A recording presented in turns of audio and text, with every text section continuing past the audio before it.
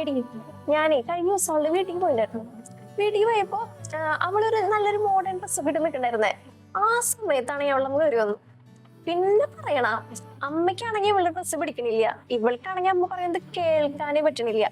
ശരിക്കും പറഞ്ഞാൽ ഞാൻ അങ്ങോട്ട് പോകണ്ടായിരുന്നു വരെ തോന്നിപ്പോയി. രണ്ടുപേരും ഭയങ്കര ലംബായിരുന്നു അവിടെ. സംഭവം അവളുടെ ഡ്രസ്സിംഗ് സ്റ്റൈലിനെ കുറിച്ചാണ് പറഞ്ഞേ.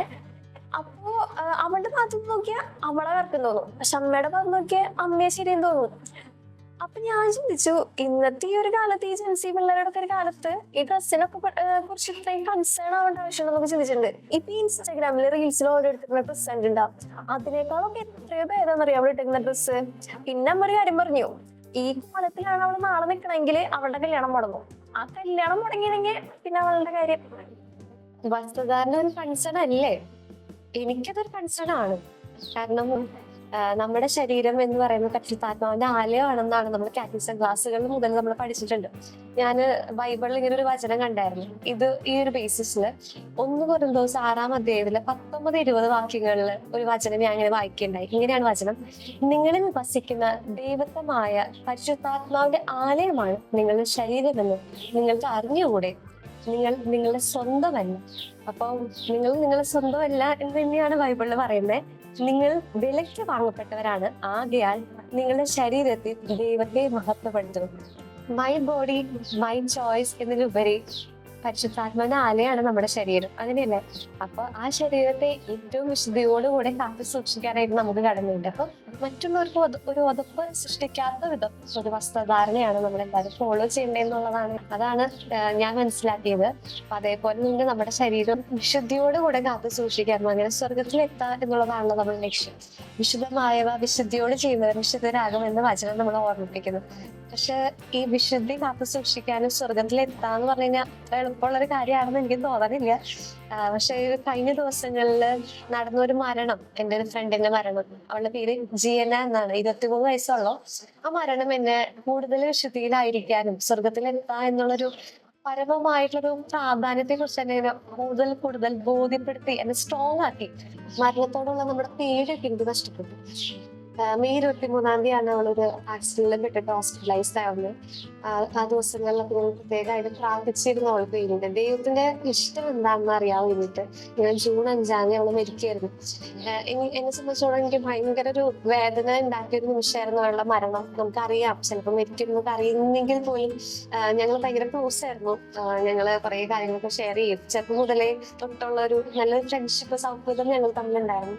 അപ്പൊ ആ മരണം എന്നെ ഭയങ്കരമായിട്ട് ദൈവമേ എന്താണെങ്കിലും ഉണ്ടായതൊക്കെ കുറെ ക്വസ്റ്റ്യൻസ് ഒക്കെ ഞാൻ ഈശോയോട് ചോദിച്ചിട്ടുണ്ടെങ്കിൽ പോലും ഞാൻ ആ നിമിഷം, ഞാൻ ആ ഫ്യൂണറിൽ അന്ന് ആ വീട്ടിലേക്ക് ചെന്ന നിമിഷം തൊട്ട് ഞാൻ കാണുന്ന എല്ലാവരും ഭയങ്കര സന്തോഷത്തിലാണ്.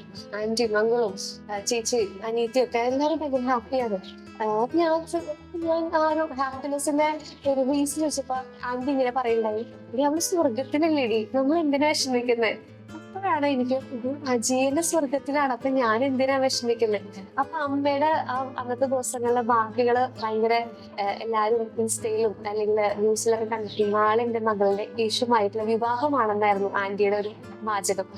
എന്റെ മകള് മരിച്ചു കിടക്കുമ്പോ നാളെ എന്റെ മകളുടെ യേശുമായിട്ടുള്ള വിവാഹമാണ് എന്ന് പറയാനായിട്ടുള്ള ആന്റിയുടെ ആ ഒരു ഫെയ്ത്ത് ആൻഡ് കൃപ എന്നെ ഭയങ്കരമായിട്ട് സ്പർശിച്ചിരുന്നു, എന്നെ ഭയങ്കരമായിട്ട് മോട്ടിവേറ്റ് ചെയ്തിരുന്നു. നമ്മുടെ പ്രധാനമായിട്ടുള്ള ലക്ഷ്യം എന്ന് പറഞ്ഞു കഴിഞ്ഞാൽ സ്വർഗത്തിൽ ഈശോയുമായിട്ട് എത്തുക എന്നുള്ളതാണ്. ജീവിതത്തെ സംബന്ധിച്ചിടത്തോളം ഭയങ്കര ഒരു സാധാരണക്കാരിയായിട്ടുള്ള ഒരു കുട്ടിയായിരുന്നു. നമ്മളെ പോലെ ഫ്രണ്ട്സിനൊത്ത് വൈബ് ചെയ്യാനും അല്ലെങ്കിൽ എല്ലാവരും കുട്ടികളും അല്ലെങ്കിൽ ഫ്രണ്ട്ഷിപ്പുകളൊക്കെ അവൾക്ക് ഉണ്ടായിരുന്നു. പക്ഷെ അവളുടെ ഒരു സ്പെഷ്യാലിറ്റി എന്ന് വെച്ച് കഴിഞ്ഞാൽ അവളുടെ ഫാമിലി ഫോർമേഷനിലൂടെ അവൾക്ക് കൈ വന്ന ഒരു കാര്യമാണ്, ഒരിക്കൽ പോലും അവൾ വിശുദ്ധ കുർബാന മുടക്കിയിട്ടില്ല. ഞാൻ അറിഞ്ഞത് മരിക്കുന്ന തലേദിവസം വരെ അവൾക്ക് വിശുദ്ധ കുർബാന കിട്ടിയിരുന്നു. അപ്പൊ ആ വിശുദ്ധ കുർബാനയിലുള്ള ഒരു അഭേദ്യമായിട്ടുള്ള സ്നേഹം അല്ലെങ്കിൽ ദൈവമായിട്ടൊരു ഫെയ്ത്ത് ആന്റി കഴിഞ്ഞ ദിവസം ഇങ്ങനെ പറയുണ്ടായി, ദൈവം ഞങ്ങളോട് കരുണ കാണിച്ചു, ഞങ്ങളോട് ഇത്രയും മാത്രം കരുണ കാണിക്കാനായിട്ട് ഞങ്ങൾ എന്താണ് ചെയ്തത്?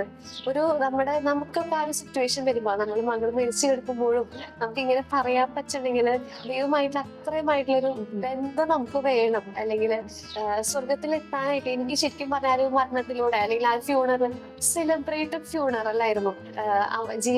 ജീവനയുടെ പോലെ ജീവിക്കണം, മരിക്കണം മരണത്തിനോട് ഒട്ടും പേടിയുണ്ട്. ഇപ്പോഴും നമ്മൾ പ്രിപ്പയർഡ് ആയിട്ടില്ല. ഇപ്പോഴും നമ്മൾ ഒതുങ്ങിയിരിക്കണം എന്ന് ഞാൻ കൂടെ സംസാരിക്കാനും, അല്ലെങ്കിൽ നമ്മൾ അടുത്ത ദിവസം മരിക്കുകയാണെങ്കിൽ പോലും നമ്മൾ സ്വർഗത്തിൽ എത്താന്നുള്ളൊരു ഏറ്റവും പ്രൈമായിട്ടുള്ള കാര്യത്തിലേക്ക് നമ്മളെല്ലാ യൂത്തുകാരും എത്തണം എന്നുള്ളത് എനിക്ക് അന്ന് കിട്ടിയൊരു ബോധ്യം, അല്ലെങ്കിൽ ഉള്ള ബോധ്യം കുറച്ചുകൂടി സ്ട്രോങ് ആക്കി നമ്മളെല്ലാരും അങ്ങനെ ആയിരിക്കണം. സ്വർഗത്തിലെത്താൻ ഈശോടൊപ്പം ആയിരിക്കുക, വിശുദ്ധ കുർബാനയോടും അല്ലെങ്കിൽ ആ സ്നേഹം ഇപ്പോഴും നമ്മുടെ കൂടെ ഉണ്ടാവണം.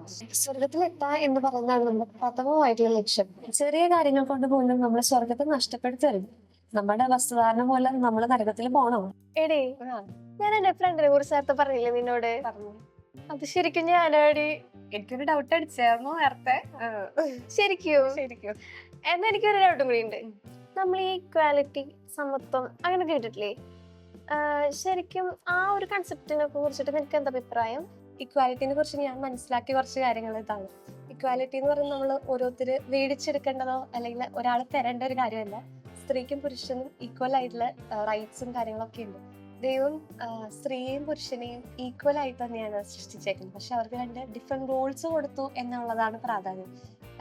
പുരുഷന് ഫാമിലിയെ പ്രൊട്ടക്ട് ചെയ്യാനും സ്ത്രീക്ക് ഒരു ബ്ലെസ്സഡ് ആയിട്ടുള്ളൊരു മാതൃത്വം കൊടുത്തു. അതാണ് രണ്ട് ഡിഫറെന്റ് റോൾസിലൂടെയാണ് നമ്മൾ സൃഷ്ടിക്കപ്പെട്ടിരിക്കുന്നത്. പക്ഷെ എന്നിരുന്നാലും കാലക്രമേണകള് സംസ്കാരത്തിന്റെയും കൾച്ചറിന്റെ ഒക്കെ വ്യത്യാസം മൂലം സ്ത്രീയും പുരുഷനും, സ്ത്രീ പുരുഷന്റെ അടിമയാണ് അല്ലെങ്കിൽ ആ ഒരു ഡോമിനൻസ് ഒക്കെ കയറി വന്ന കുറച്ച് വീഴ്ചകളാണ്. എന്നാൽ ഈ ഒരു സമൂഹത്തിൽ, ഈ ഒരു കാലഘട്ടത്തിൽ കുറെയൊക്കെ അത് മാറ്റം കൈവന്നിട്ടുണ്ട്.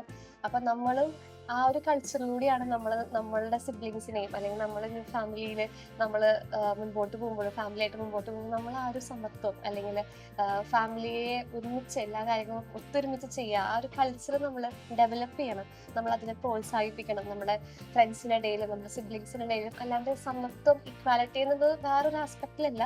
എന്നാലും അതിനെ സ്നേഹം കൊണ്ട് വലയം ചെയ്തിട്ട് ആ ഇക്വാലിറ്റി തന്നെ മുമ്പോട്ട് കൊണ്ടുപോകുന്നത് നമ്മൾ തന്നെ പ്രോത്സാഹിപ്പിക്കുകയും അങ്ങനെ സപ്പോർട്ട് ചെയ്യുകയും കൂടെ ചെയ്യണം എന്നാണ് ഞാൻ മനസ്സിലാക്കിയത് ഇക്വാലിറ്റിനെ കുറിച്ച്. മരിയേ, ഞാൻ കൊറേ കൺഫ്യൂഷനൊക്കെ ആയിട്ട് വന്നേ. എന്താ പറയാ, ഭയങ്കര ടെൻഷനും എന്താ ചെയ്യാ എന്നിട്ട് അങ്ങനെയൊക്കെ കുറെ കൺഫ്യൂഷനിൽ വന്നേ. പക്ഷെ എനിക്ക് ഇപ്പൊ ഉണ്ടല്ലോ, ഇപ്പൊ എനിക്കൊന്ന് പ്രാർത്ഥിച്ചൊക്കെ ഒരുങ്ങാനൊക്കെ ആയിട്ടുള്ള ഒരു എന്താ പറയാ ഇൻസ്പിറേഷൻ അല്ലെങ്കിൽ ഒരു സംഭവം കിട്ടി, ഒരു ഇത് കിട്ടിയിട്ടുണ്ട് എനിക്ക്. അപ്പോ ഇനി എന്ന് മുതൽ എന്തായാലും ആ വ്യക്തിക്ക് വേണ്ടിയിട്ട് എന്തായാലും ഞാൻ പ്രാർത്ഥിച്ചു ഒരുങ്ങും. Thank you D. ഇതിപ്പോ എന്റെ എക്സ്പീരിയൻസ് ഞാൻ പറഞ്ഞ കാര്യങ്ങളൊന്നല്ല. അപ്പനമ്മയും ഇങ്ങനെ പറയുമായിരുന്നു. അവരിൽ നിന്ന് കേട്ട കുഞ്ഞു കാര്യങ്ങളും പിന്നെ നമ്മുടെ കാറ്റഗറിസം ക്ലാസ്സും നമ്മുടെ സിസ്റ്റേഴ്സ് ഒക്കെ ത്രൂ അല്ലെങ്കിൽ നമ്മുടെ കുഞ്ഞു ക്ലാസ്സുകളിൽ നിന്നൊക്കെ കിട്ടിയ കുഞ്ഞു ബോധ്യങ്ങൾ എന്റെ മനസ്സിൽ പറഞ്ഞ കാര്യങ്ങളും ഞാൻ ഷെയർ ചെയ്തു തോന്നി. അപ്പൊ ഞാനും അതിനു വേണ്ടിയിട്ട് പ്രാർത്ഥിച്ചു വരുന്നുള്ളൂ. Anyway, thank you.